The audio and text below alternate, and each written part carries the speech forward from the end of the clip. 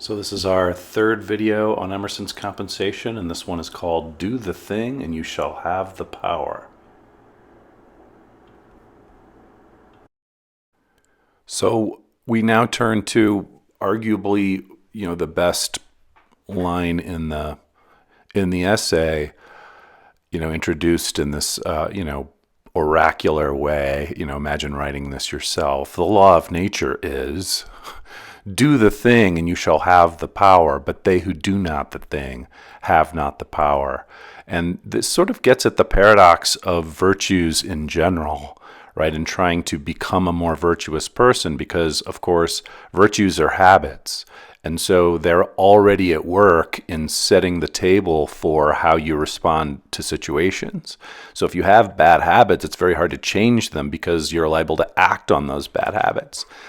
And so here, do the thing, right? Do the hard thing. Paint the Sistine Chapel ceiling. Learn how to write an introductory paragraph. Learn how to speak Spanish.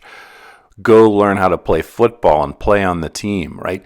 Do the thing, whatever it is, and you shall have the power that comes from doing that thing. Do not the thing, and you have not the power. And so, first of all, is that true? It seems completely true to me, right? It's like, why wait is the lesson to the kids.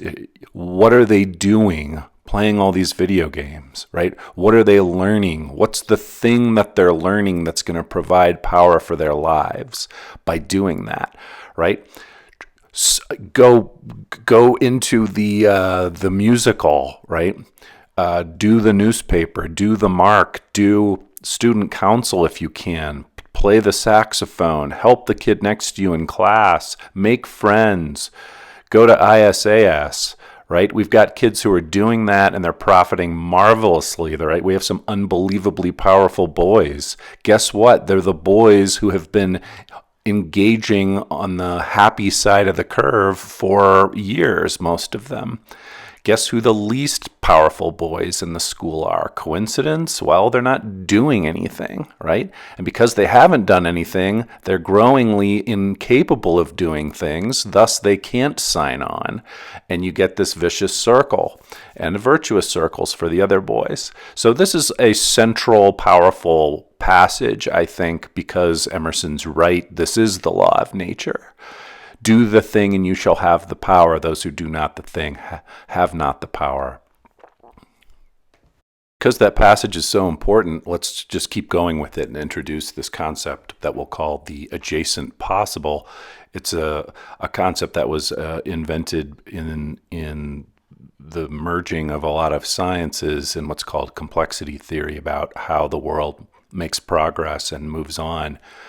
So the adjacent possible it's a great combination of those words. It's adjacent, meaning it's next door to reality now, and it's possible. So the adjacent possible is reality, all the ways reality could be one step from now, be that a step in chemical reactions, be that a step in a game.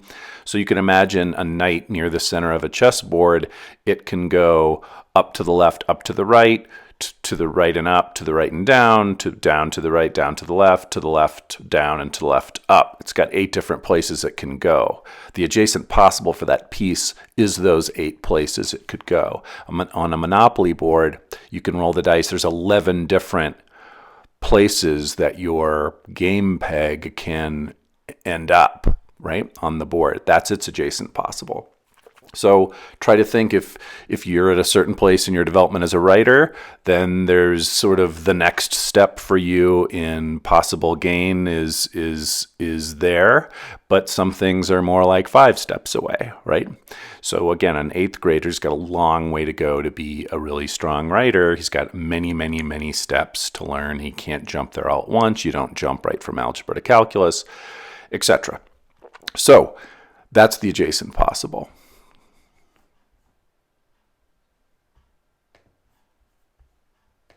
So how do we bring this to life for the boys? So you try to think of it this way, right? The adjacent possible, like do the thing and you shall have the power. That's why we're studying the adjacent possible in the first place. So you do the thing and you get the internal good of doing it. And if you do the thing and you do it well, you increase your skills to learn how to do more, so that by doing A, you get the power to do, say, B, C, and D. But if you just sit there, you can't do B, C, and D. Your adjacent possible stagnates.